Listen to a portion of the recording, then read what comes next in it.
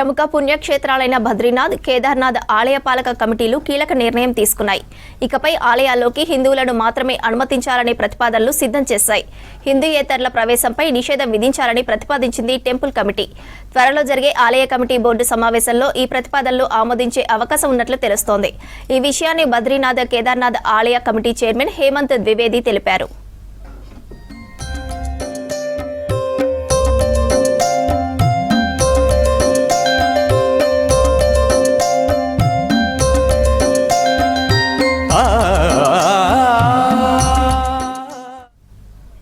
ఇప్పటికే గంగోత్రి ధామ్లోకి హిందూయేతరుల ప్రవేశంపై నిషేధం ఉంది.